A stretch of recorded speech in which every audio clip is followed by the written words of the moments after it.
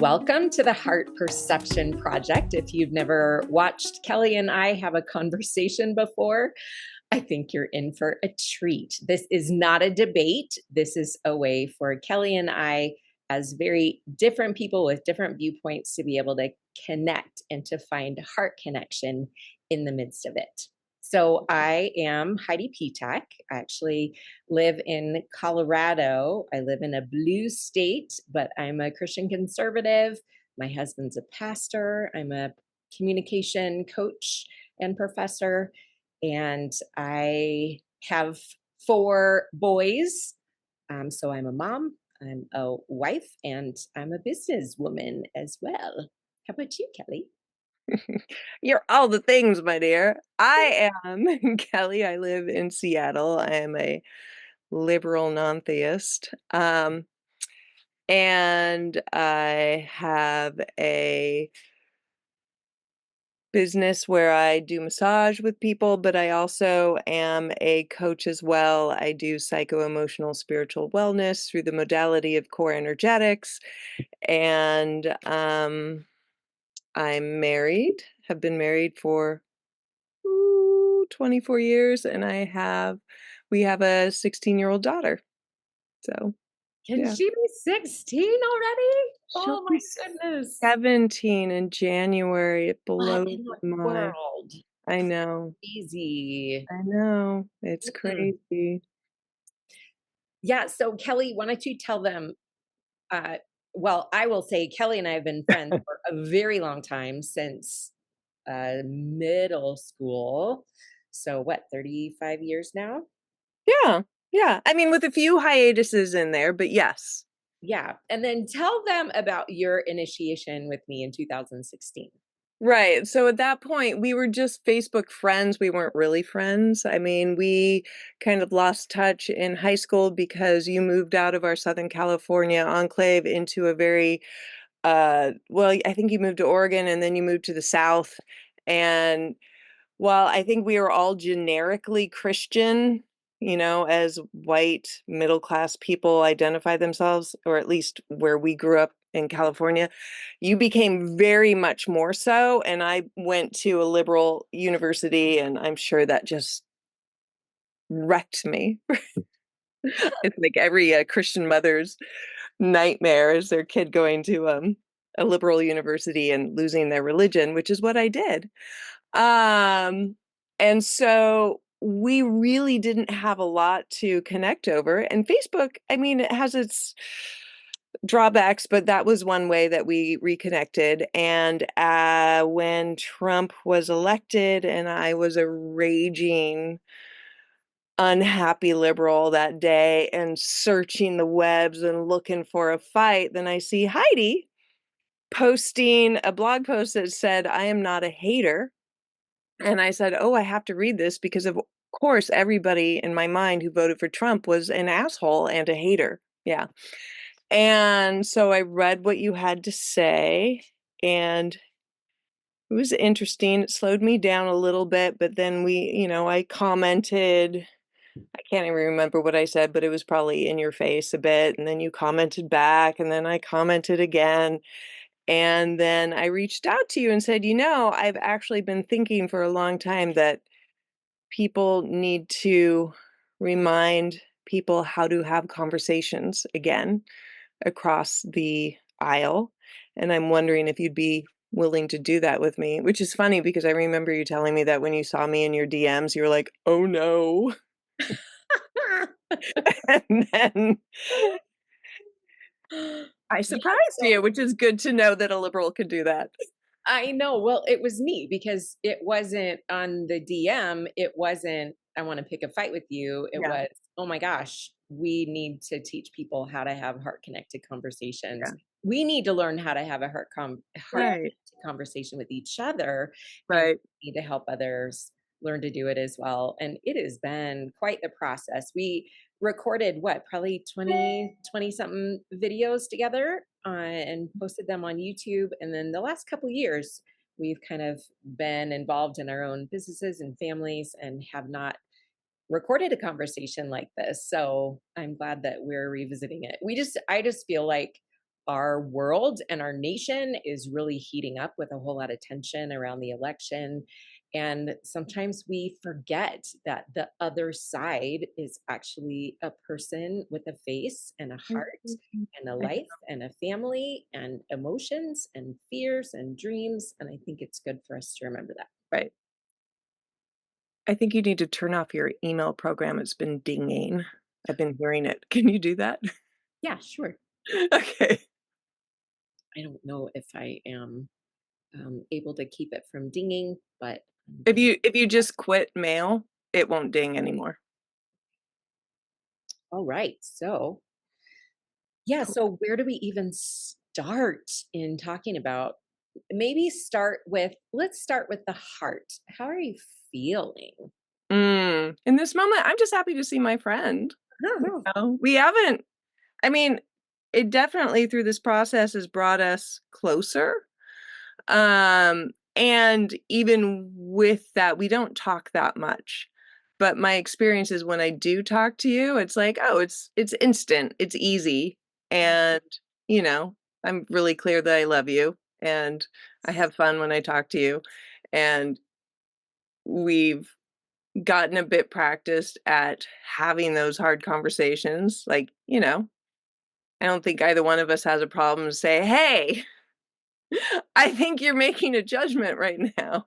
mhm. Um, but that said, I mean, I'm the first to admit that I probably don't reach out as much because it takes more energy Yeah, to like have the kind of connection that we both are clear we want to have with each other. And it takes more work to do that with someone that I can't just relax into, oh, they believe everything I do, right, you know? right. It does. It takes more energy.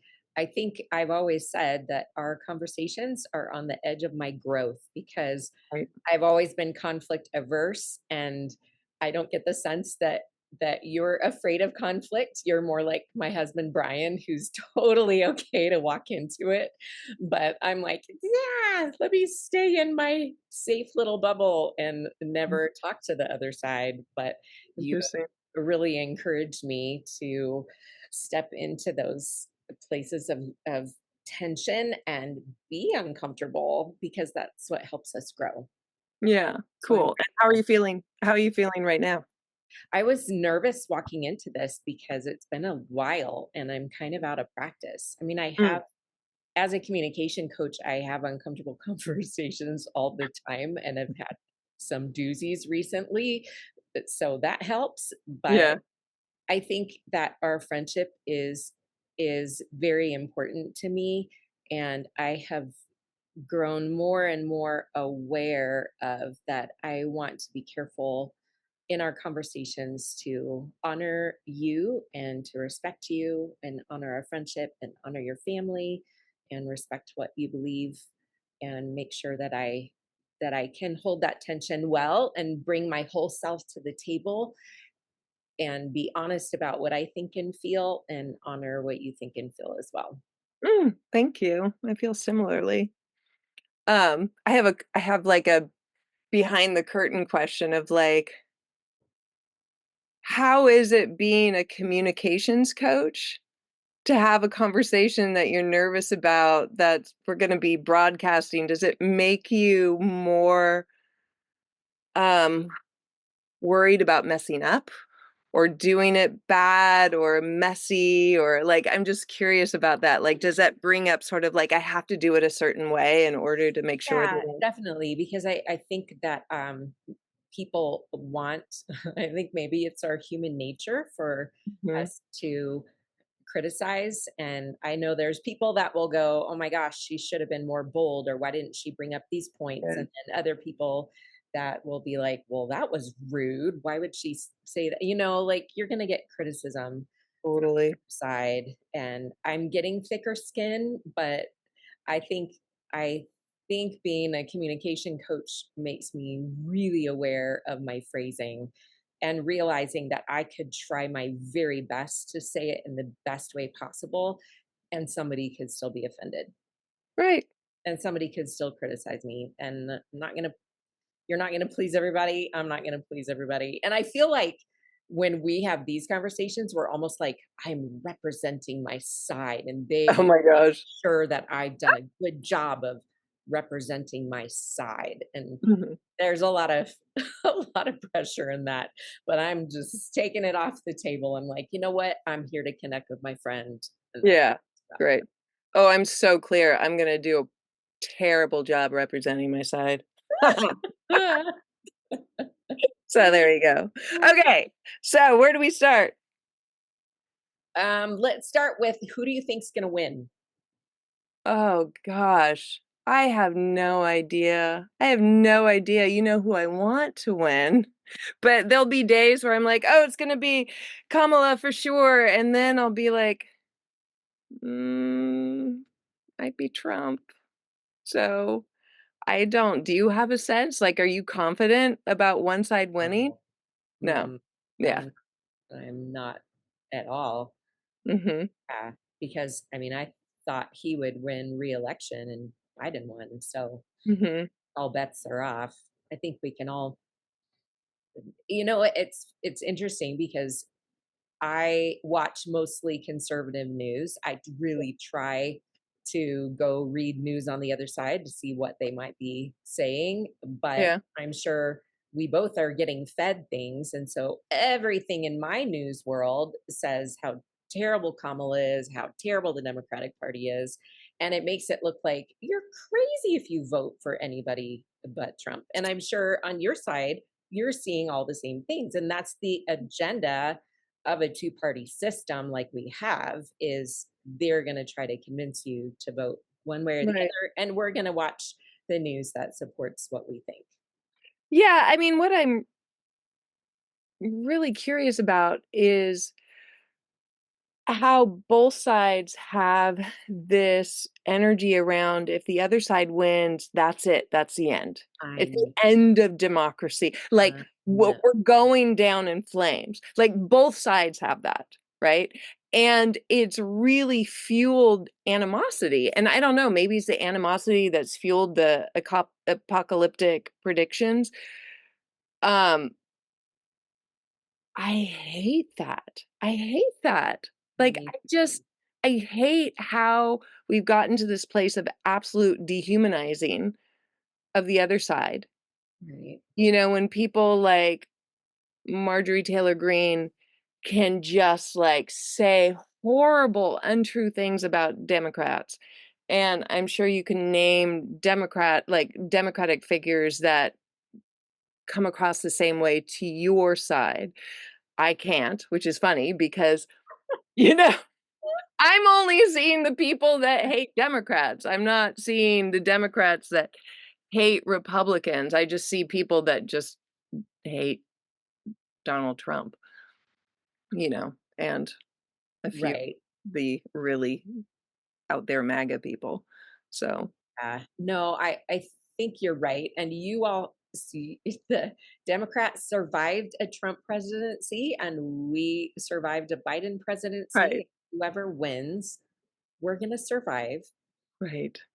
I know, but it's just crazy how it's like, oh, but if Trump gets into office, climate change and like the end of democracy, and he's going to bring in Project 2025, and I, it's it's both alarming because I am on this side, and I think I've hit peak alarm. Like, there's a part of me that's like, ugh, Yeah, whatever. Like, gonna happen. All I can do is vote. All you can do is vote. right. That's all we really have control over Hmm. today, is back to the polls. But yeah, so what about some of the issues on the table as they brought up different things in some of these debates? I've just thought I'm super curious to know how you feel about them. I mean, you live in the Northwest, and I'm in Colorado, where Yeah. people are really afraid of the immigration and the situation in Aurora, some of the things that have happened with bringing in busloads of illegal immigrants into the area, and the violence that's erupted up in Aurora. And I'm curious, does your community have any of that same fear over immigration, or what is, or maybe not your community? How about you? How No, do you I feel? don't. I mean, I don't love hearing that there are, like, hundreds of thousand people pouring over the I honestly don't know what the real number is, but, they're just they're naming high numbers. Um, I am aware that when immigration was really cracked down on, we didn't have enough day laborers to harvest our food. And so I wonder about, like, this disconnect on the Republican side around, like, they're stealing our jobs. Yeah, they're taking the jobs that nobody wants. Mm, Like, I don't see Republicans wanting to go and do backbreaking work picking strawberries, you yeah, know? Like, so that's where I get a little curious right. about what the real problem is. Mhm. Um, You and think it's again, around healthcare, or I heard something today around housing? I mean, a big issue for me would be the numbers of undocumented kids that I'm afraid are being sex trafficked, or I'm going to, I'm dressed up because I'm going to a fundraising dinner tonight for an organization called Reclaiming Hope that is all about helping people heal and recover after being trafficked. And I think my greatest concern would be for all the kids. yeah, I was just reading something today about, like, how Trump has been citing these numbers, like 325,000 kids, and it was an article that actually followed the threads. It's all information, misinformation that went back to a particular interview on Fox News. And then he just kept increasing the number more and more and more after that. And, and it went from these children are unaccounted for because, like, nobody's registering them to he said, "Yeah, and they've all been murdered and now they're sex trafficked," and he just keeps upping Mm, the rhetoric on it. there's- So I'm sure there's sweeping exaggerations on people. right. And so, yes, it's cause for concern, and, um, I'm not I mean, as far as things we can be alarmed about, it's just I don't know, I would like to have healthcare for people who live here and can't afford it, Uh, and I don't see that immigrants are taking that away. I just see that we live in a culture that doesn't prioritize taking care of people in general. And mm, so, like, focusing on illegal immigrants seems like a false flag to me, when really it's like, are we taking care of our own? Can we do that? Um, and it's so funny. I'm just pausing and going like,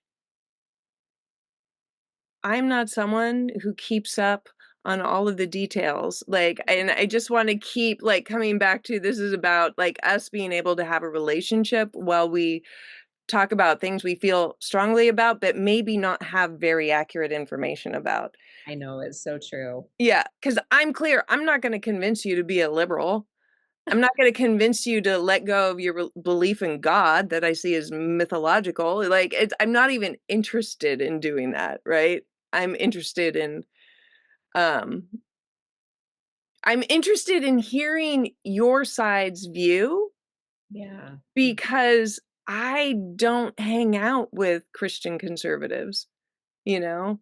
Like, when when I reached out to you about, like, "Hey, let's have a conversation," and I said something about, like, there's things to talk about and, like, a hurricane that may or may not be caused by global warming depending on who you talk about, and you left this voice message back saying, "Yeah, all I'm hearing on my side is that the Democrats, intentionally created it." I need to hear more about that, Heidi, because that is wackadoodle. I actually haven't looked into it. It's just been like rumors that I've heard where people are saying, "Yeah, did you hear that storms can actually there are things ways that you can make storms happen, and that it would be a way for Kamala to look really, really good. It's the same argument that's used to say that the entire reason why COVID was fabricated or was created was to get Trump out of office. So, or to crash the economy and get Trump out of office. And then the same reasoning is being used to say, well, Kamala and her side is creating this storm so that she can sweep in with FEMA and be the hero and all that. I don't even know how you would go about creating a storm. I just found it really interesting when Like, you said, well, it's from, it's because of climate change and because of we aren't doing enough around. I was like, oh my gosh.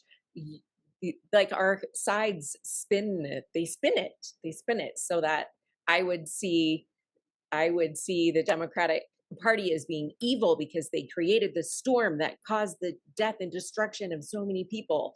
And uh then you would see it as, well, no, it's climate change and it's killing all of us because we're not doing enough around climate change. right, right. So, like, what percentage do you I mean, the word believe, like, what percentage of you goes like, that could be possible as far as like Democrats have created the hurricane? Well, if I wasn't such an academic, then maybe I would could believe those things. But I mean, I studied in school how media is the media can shape any message that they want, and Yeah, each side has an agenda. They're going to shape it to get right, to you to nothing is objective. I mean, even the word history is his story. So you go, okay, so I hear right. that. And that's why I would always go back before I would ever say I believe anything like that. I would really want to actually do my research, Okay. see if it's founded. So when I hear something like that, I'm like, oh my gosh, look at politics, look at how we Yeah. spin stories, and look at the media and how the media spins stories. Okay. I don't honestly take anything for face value from Okay. any side unless I go look at the research myself. Okay. Okay. Have you ever looked at climate change research? Yes, I have looked at some, and I've read things on both sides, Okay. and I think there's validity to both sides. I don't Mm, I don't say that there's no climate change because that's crazy. There is yeah. change. I Now, mean, we're just having more and more horrible hurricanes one after another, like well, but and then I the go, okay, how much has the reporting of storms, how much better have we gotten and more accurate have we gotten? And the way that we're able to communicate storms that are happening. So, say 200 years ago, they weren't even able you didn't even know when a storm was happening on the other side of the world or on the other side of the nation. right, but But now my we know yeah, those things. my understanding is that they've been able to track, like, earth temperature and water temperatures and, like, looking at the snow layers and how much CO is in the different strata. So, again, it's not totally my area, And but then I would want to go back and say, okay, did the people who were looking at that and reporting at that, did they have an agenda or were they totally objective scientists? Were they able to be totally objective scientists? And could there be others that would look at that mm, same thing and then have a different conclusion based on it? So I don't yeah, I know. I mean, but just even going back to, like, um, what kind of animosity exists in the current political climate to believe that a political party, and I'm not saying it's just, I mean, I'm bringing up 2 examples of, what you talked about Republicans believing about the Democrats, but the animosity is on our side too. But, like, the level of animosity to believe that there is evil pervasive, strong enough such that a a political party would willingly create a devastating virus that wiped out over 1 million people, in the United States, and who knows how many in the world alone, just so that Biden could win over Trump. I just like, why how have we gotten to this point? It's I know. ridiculous. It's true. Yeah. Yeah. Yeah. And same with like that Kamala would want to create a storm that would devastate an entire region just so that she could be a hero. If that were true, I would not vote for her. I don't believe it's true. Like, for someone to actually believe that and do something like that, I'm just like, that's pure evil. And But how is think that of how yeah, think of how persuasive that is then for somebody who's not a researcher and does right. take this at face value. They'd be like, "Oh my gosh, that's evil. I'm not voting for her." So, Well, I think it's persuasive only for people who already trend towards harboring that kind of animosity. Right? I don't think someone who is sitting there and like, I prefer a Republican, mm, party, but they're just people. The Democrats are just people and they want what they want and I want what I want and I hope my size wins, right? It's somebody who's like, Democrats are evil. They're gonna force every kid to become trans and they're gonna be, like or it's people there I know so many people who really do believe in conspiracy theories.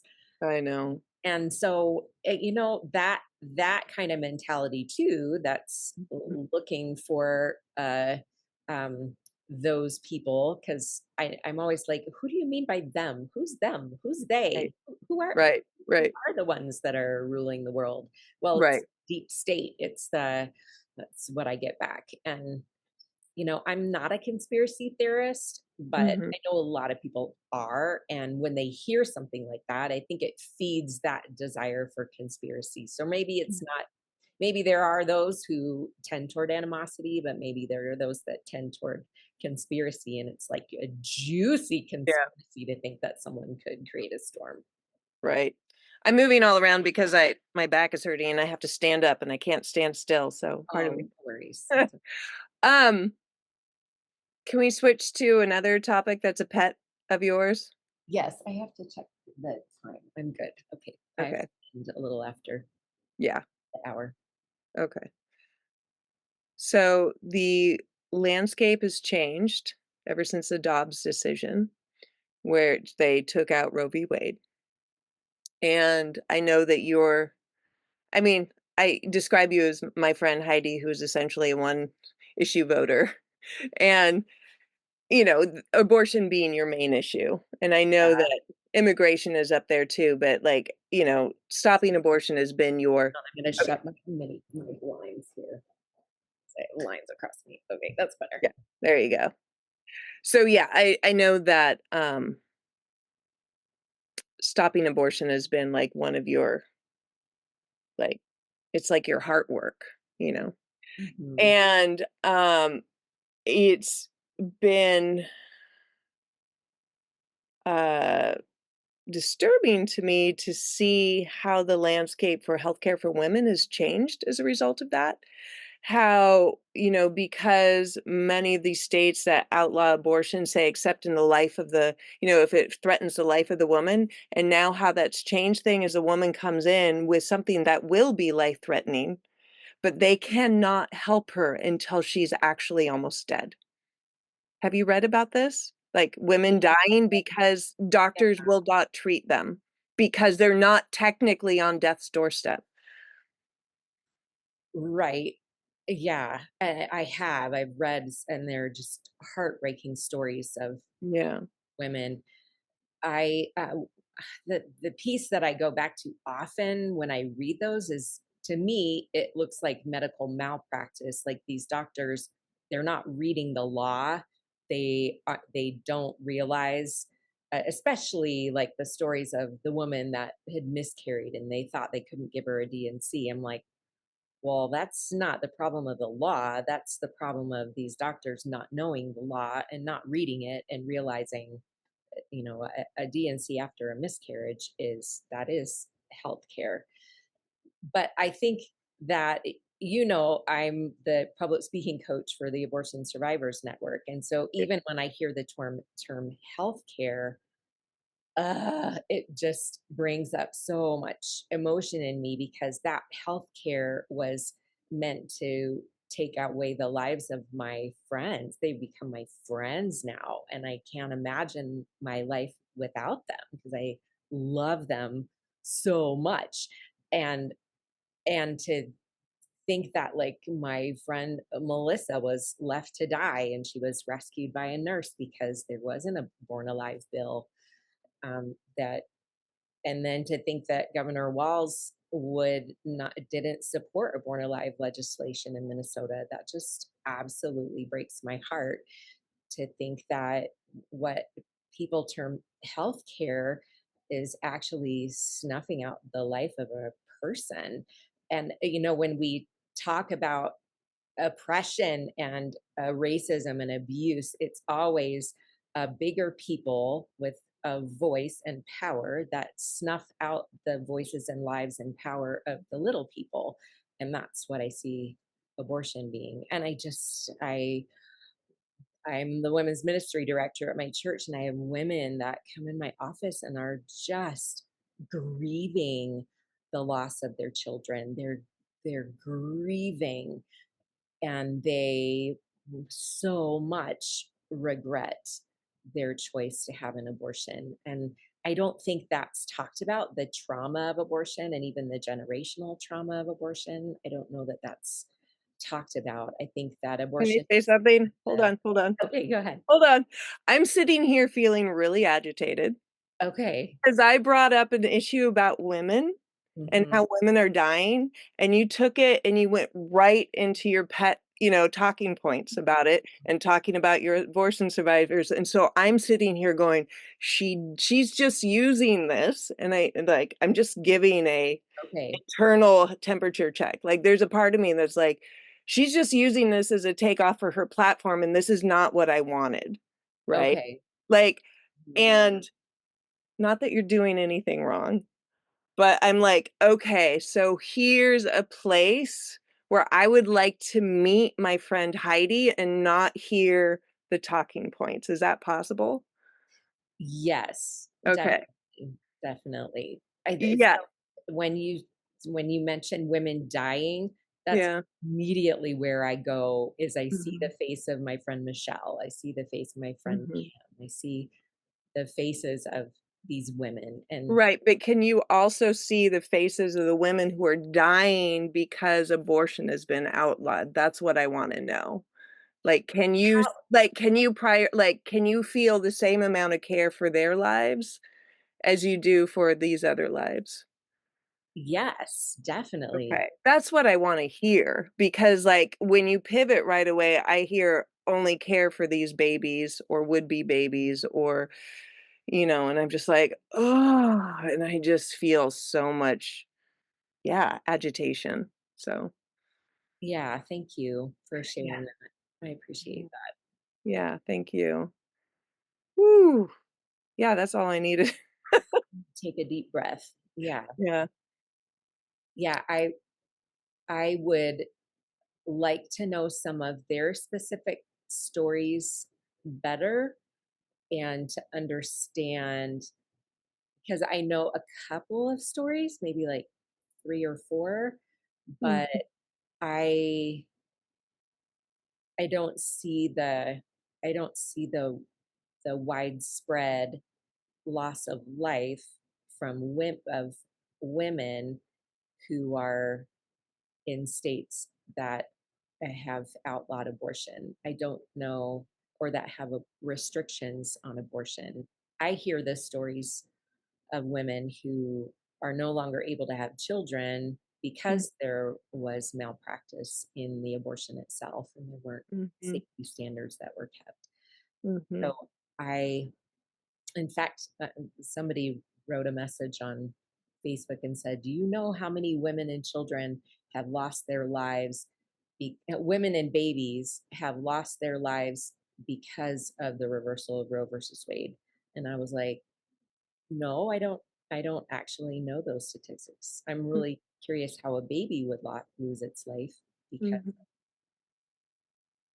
the turnover, but um, Mhm. and I think it's different also because I don't know, I don't kn- know those women personally like I know abortion survivors personally. Right. That makes a difference for me as well. Yeah. But Yeah, that makes I think sense. any woman that suffers trauma in the midst of childbearing is just tragic. That is so Mhm. tragic and heartbreaking. It's heartbreaking on either side. And I know Right. it's heartbreaking for a woman who finds herself unexpectedly pregnant and doesn't know what to do.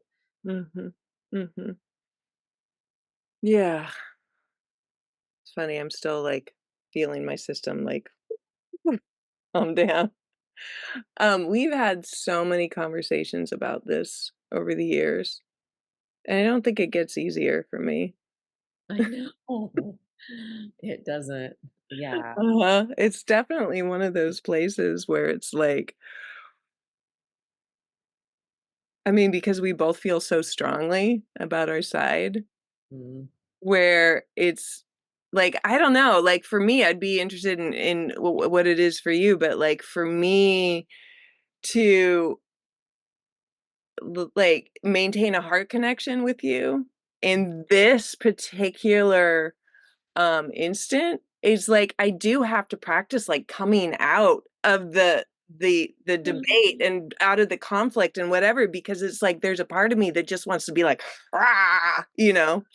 Mhm. And yet, like, that's not the part that leads me, right? The part that leads me is my heart, or at least that's what I want to lead, I right? want. Uh-huh. And so, like, I had to remember, like, "Oh, okay, where's my where's the part that I want to lead?" And so I could, like, cool it and go like, "Okay, there's my friend Heidi. She believes differently than I do. She's very passionate about it, and I respect that passion, and" Whew. Yeah, how do you do it? Oh, here's a I think I need to ask you a curious question. Yeah. So when did you first hear or see the stories of the women that you're talking about? Oh, when I they've been reported everywhere.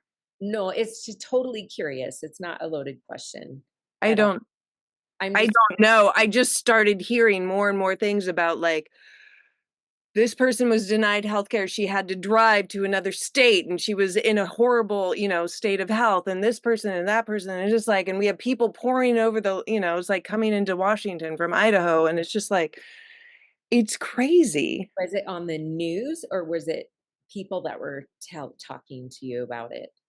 It's What on the it's friends? on the news. And I don't think that all news is terrible, you No. know. Yeah. Yeah. I'm just wondering what that experience was like for you to hear and see those stories. I'm sure that was really, really Yeah, it's disturbing. It's really disturbing. It feels like we've gone backwards in terms of like women's health care. There are no laws on the book that govern men's bodies. None. None.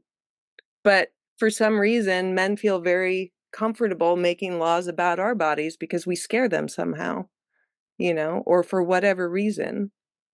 hmm. And it's not okay with me. Yeah. And I'm sorry, an embryo is part of my body.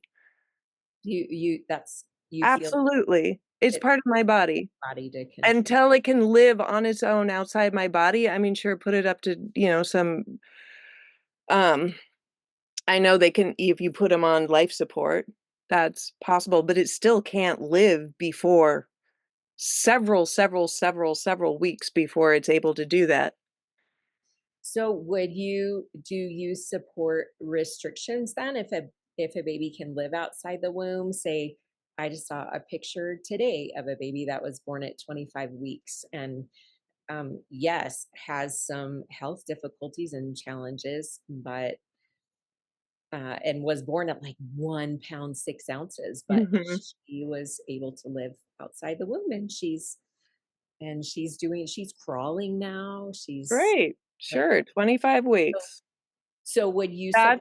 abortion and a restriction at 25 weeks then? Like if a baby can survive outside the womb. and it's not threatening the health of the mom, and if somebody else is willing to pay for the baby to be extracted and supported outside the womb if the mother doesn't want it, sure, right? Yeah. What about a baby that survives being aborted? Would you survive? I mean, would you support legislation to would you support health care for that baby? Sure, absolutely. I don't know what the laws are in Oregon around that. Mhm, mhm. Right, but is that something that the mother would have to pay for? Well, I think there are enough state programs and the adoption programs, usually the adoptive family, which we have Mhm. like 1 to 2 million waiting families. Yeah, Know, I know that they pay the medical expenses of that for that yeah. country. Yeah, I mean, I don't feel rigid about, like, no stipulations. Or no I restrictions. Okay. Yeah, um, I don't feel good about late-term abortion, absolutely not. Yeah. Yeah. Do you wish you had some of those restrictions in Oregon? You mean Washington? I'm sorry, Washington? Um, mm, it's not anything I've actually thought about. Yeah. So we have a bill that is super hard here in Colorado. It's called Amendment 79. It's actually a constitutional amendment that will um, change the constitution in Colorado to codify abortion into law Mm, and will use taxpayer funds to fund mhm, it, even for people that don't agree with it. It takes all the safety and health regulations off of abortion clinics, yeah, removes the parental notification requirement. There's just so many things. And like with you saying, you do support some restriction, there would be we already have total access, mm, unrestricted access to abortion, but it would codify that and make it really difficult to ever mhm, change it. And that's super, super mhm, hard. I feel like that's for a lot of Coloradans if they don't even know that's what it's doing because the law mhm, is going to be, I'm sure it's going to be worded like, do you support a woman's right to control her own body or something like that? mhm, But it's mhm, not going to tell them, do you support your taxes going to pay for it? Do you support mhm, removing parental notification? Do you support unrestricted? Do you support no safety and health regulations for abortion clinics? And I think most people would say, no, I don't support that. mhm, mhm. They don't know, nobody's being educated on what Yeah, actually being enacted into law. yeah. Yeah, interesting question about, like, what I would do if I were there. I'd probably vote for it. Um, the restrictions, like, for me, that's a negotiating point, you know? Um, but I tend to trend towards a woman's right to control over her body, absolutely. It's interesting about the taxpayer, stuff, like, when I heard you, like, saying, "And taxpayer funded even if we don't believe it," I'm like, "Okay, I'm willing to get rid of taxpayer, funded abortions if you're willing to let go of tax-exempt status for churches. I don't want the government to be funding and supporting churches. So I'd be willing to swap if we had control over everything. Would you be willing to do that?" Wow. I'm watching Mhm. your body language. I know, I'm like, "Come on." Wow, that's an interesting hypothetical. Mhm, I don't know. I don't know. mhm. A little attached to the government, favoring of churches. Well, I think that the tax exempt status would put many, many, many nonprofits at risk, if No, we I'm were talking religion.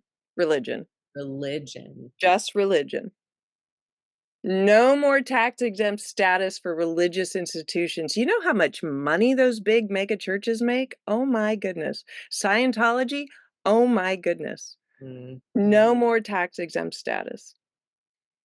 For there to be, for there to be non, for our taxes to not go to abortions.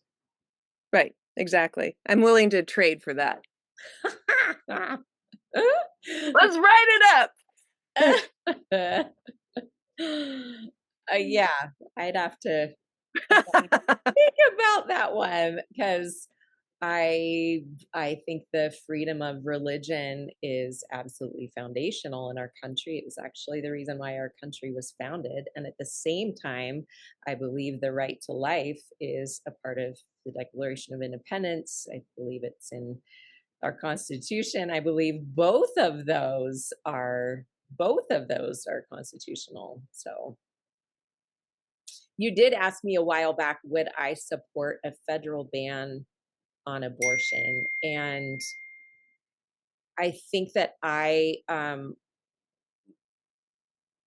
think constitutionally the the personhood of the embryo that you call it, which I would say the personhood of the baby, that is a real person from the moment of conception.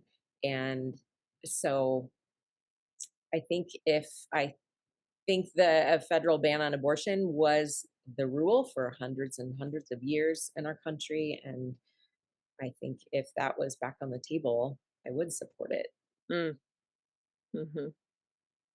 because I actually read some research that was talking about and how it was actually admitted by, gosh, I'm going to forget all the names of the people I read, but anyway, it was admitted by the other side that they inflated the statistics of women that were dying because they were trying to perform their own abortions, and Right. statistics were actually Mm. inflated for the agenda of it. So if there could be a federal restriction on abortion from the moment of viability, oh my gosh, I feel like that would be fantastic because I think that a lot of people who like you who feel like if a baby can survive outside the womb then it should be allowed to, and then for my side there would be a lot of people that would say well that's not extreme enough, but I would say oh my gosh if we could compromise at least at the point of the of viability, then Mhm. that would be a really good movement in the right direction because it would take Mm. the extreme legislation, the unrestricted abortions off the table. Right, but there's still that weirdness around like, okay, so now it's the point of viability, but like if they're a week late and they've got medical issues or whatever, and like, okay, is somebody going to pay for taking that baby out of them and raising it and adopting it out? I don't think so. It's still going to fall on the woman who's pregnant. But I'm so aware, Heidi, that you probably have to go soon, and we haven't touched on the other big thing that terrifies me to touch on it, Uh-oh. which is the whole Israel and Gaza thing. I know. I know. And this again, I am not an expert, and this whole topic just like makes me so uncomfortable. And you're married to a Jewish man. I'm married to a Jew. I am dear friends with Jewish people who are devastated by the hostage situation. And and it's like I support my friends. Yeah. I also do not support the killing of tens of thousands of people, just sitting ducks being rained down, like No, me just neither. murdered. And but like the amount of anti-Semitism that is just like shot through the roof, you Yeah. know, and it just gives me huge pause. And like I sat down with one of my friends who's pro-Israel, and she's like, listen, we can't even talk about how horrible Netanyahu is because we're so busy dealing with the just the surge in anti-Semitism right now. Like, that's all we can think about. We can't even have this conversation about how Netanyahu has to go, Mm. you know? And it just, yeah, Yeah, curious what your thoughts are real quick on that because I know you gotta go. yeah, I'm absolutely heartbroken for the violence in the Middle East and pray for the peace in the Middle East. I heard something really interesting the other day. Somebody said that spent they've spent quite a bit of time in Israel, and that they actually are very favorable towards in Israel. They're very favorable towards Bill Clinton because Clinton He helped, brokered the peace deal. he Yeah. brokered the peace deal. So Right. this friend of mine, it was from Arkansas, and he was like, "Oh my gosh, I'm from Arkansas." And so all my friends over there are like, "No, no, you know what? It wasn't Israel.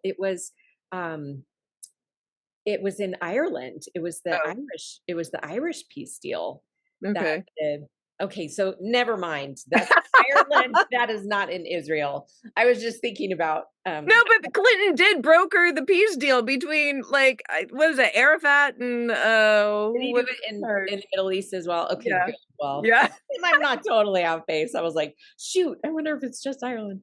But anyway, that was really interesting because this friend of mine is a conservative. I'm sure he voted against Mhm. Clinton. And for them to be like, oh, we love Bill Clinton and we're so glad you're from Arkansas. Oh, that's so funny. Oh my gosh. But yeah, Whoa. Okay, so how you doing? I think I'm doing good. I on the Middle East thing, all I can say is I hope whoever gets in office, Mhm. that I hope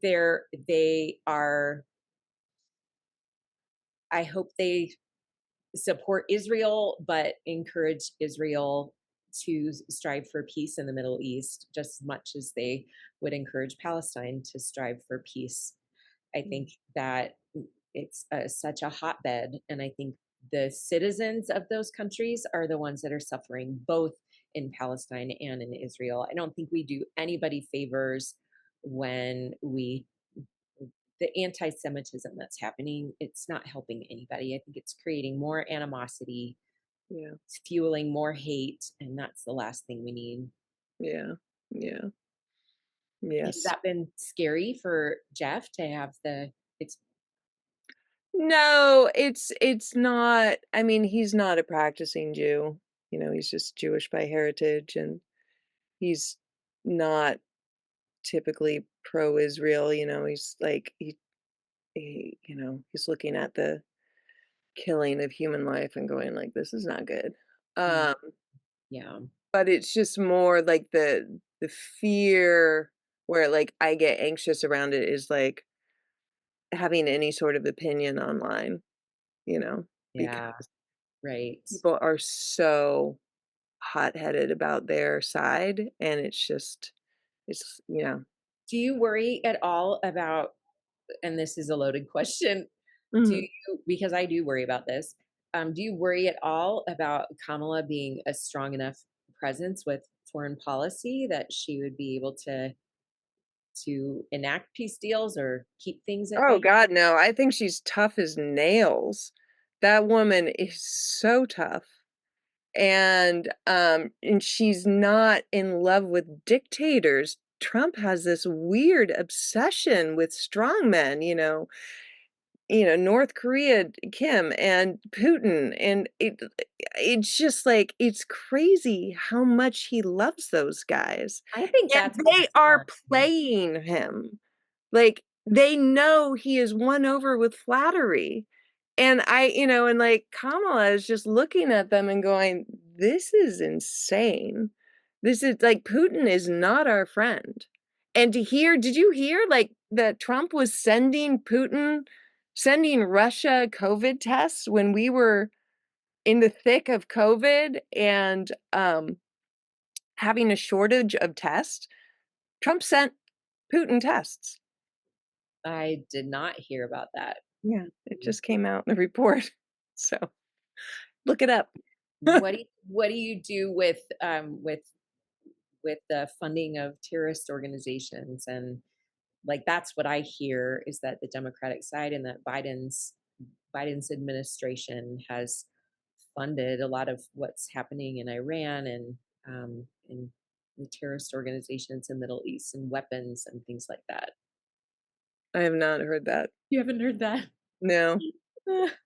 Well, yeah, I think if I think all this stuff about Trump cozying up to dictators, I think that is spun also. I think a lot of things are spun.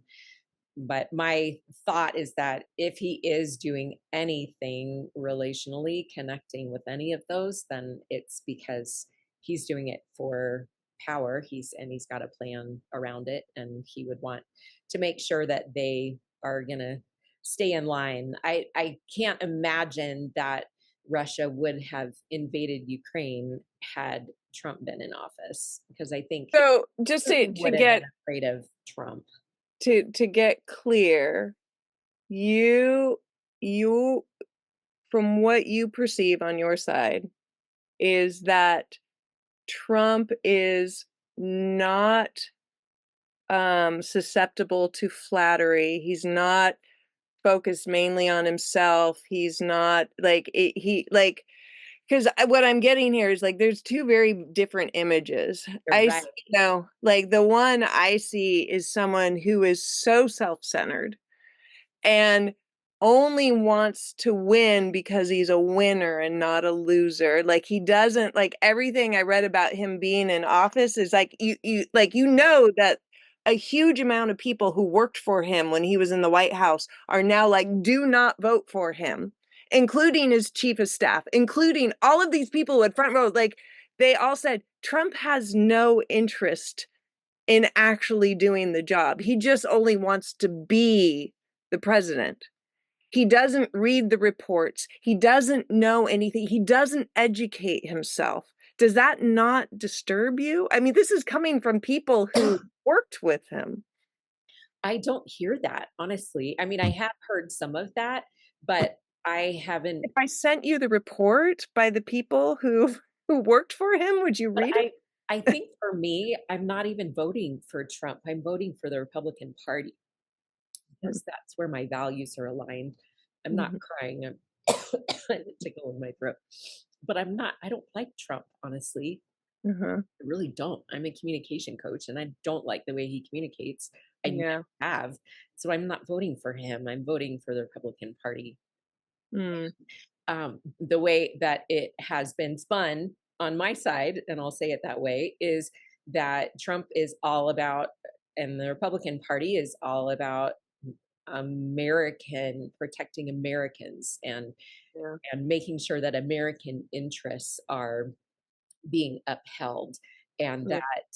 um, that if they're, if it comes down to between American and a foreign country, that we would support America Mm. and make sure that we are careful to protect American and American investments and American jobs and American lives, all Mhm. of that. So I haven't seen it as Trump is all about himself. I have seen it as he's all about America, whereas Kamala and the Democratic Party are all about, the making sure that we're taking care of other countries and other people and people, foreigners and people outside of our country. Mm. Mm. Whereas Trump and the Republican Party is protecting American investments, American lives, American jobs. Mhm. So I haven't seen, I have, and you're right, we have two very different pictures. Yeah. Yeah. In the debates, I did definitely hear Kamala and Kamala particularly saying Trump was all about himself. Mm. And maybe Mm. he is, but I'm not honestly voting for him. I Mhm. know I am, but I'm not. Yeah. Yeah. I hear that, and I know that about you. You've always been really clear that you're not a fan of Trump. Um, I wish we had a different candidate. Did it frustrate you at all that Kamala wasn't even nominated? Like she was just like, and now Biden's out and you're in, but the people never even voted for her? No, it doesn't bother me. I mean, the whole progression because, we were watching it all, just seat of our pants. What does that mean? That's not what the idiom I mean. We were just like totally engaged. And everything at the beginning looked like, okay, it'll be an open convention. But it's just like everybody just got so excited about Kamala, including us, including everybody I knew. I saw And your it just like, post of her in her Wonder Woman yeah, exactly. I think, yeah, Captain America.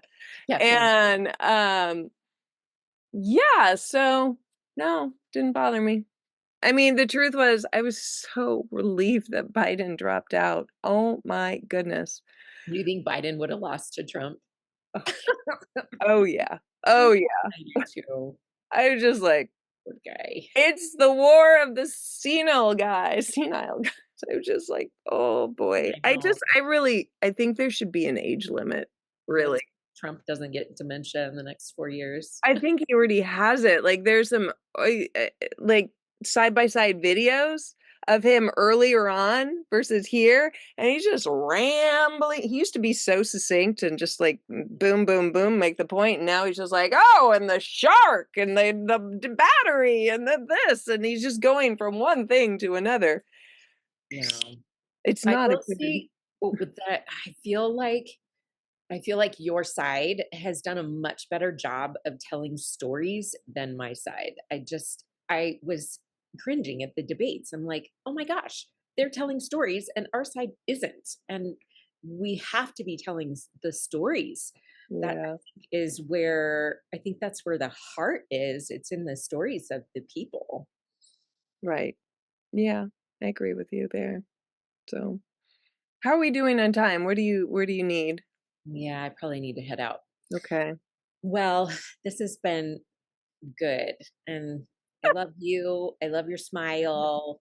Mhm. I'm It's grateful. really good. I'm so grateful that you're willing to engage with me here because we both get a little and like, but I trust you and I trust our friendship, right? So, I know that we can get a little amped with each other and then be like, "And we're still friends." And we're still friends. And we're still gonna be friends, even if Yeah, Kamala gets elected. totally. Yeah. And if Trump gets elected. I feel like I'm not in the same place as I was, lead up to Hillary. I think, like I said, I've already reached peak like worry, and now I'm just like, whatever. Do you think so? One thing that's curious to me is after Trump was elected in 2016, it felt like there was this overwhelming curiosity from our Democratic friends. I mean, I'm thinking Towards of the Republicans, yeah. people that we know to be like, oh, Mhm. what in the world would make you want to vote for him? I Yeah. want to press into this. Do you think that if Trump wins again, that will still be there and that desire to understand will still be there? No, I don't know. I mean, what remains to be seen. What I am curious about, Heidi, is why your side didn't lean in to try to learn more about us when Biden won. I know. I know. I think I mean, everybody was just so mad. I think they couldn't find their curious questions. They lost right, them there. It was all right, loaded questions. right, Right. right. That is curious to me. And it's a challenge to me that if Kamala wins, I want to keep a curious heart Yeah. spirit to be like, hey, so help me understand. Help me understand Mhm. where you're coming from and what your passions are and what's Right, and important then to you. absolutely, and, like, I think for both of us or both sides, like, if we could all endeavor to, like, take down the rhetoric a notch around, like, the world ending if the other side Yes. comes online, like, it's not gonna be bad for you guys if Kamala wins, and it's not gonna be horrible for us if Trump wins. We're not gonna like a lot of things, but I don't know. History has shown that the Well, world and hasn't ended yet. right. And I think everyone needs to realize that whatever angle of the media you are watching, they're spinning it. They're going to spin it towards their agenda. So Yeah. it's very hard, I think, anymore. Fox used to have the tagline fair and balanced. If Yeah, you not notice, anymore. it's not there anymore because it's not. It's fun and it's an agenda, Yeah. just like CNN is fun and it has an agenda. But I think Mm, we all need to be aware of that and not just buy everything hook, line, and sinker that our side of the media is saying. We need to yeah. do our work and do our research and talk to our friends like Kellie. Right. All righty, dear. I love you. Love you too. Talk soon. Maybe we can talk after November 6th. Oh boy. Okay, let's do it. All right. Take care, Kellie. Bye.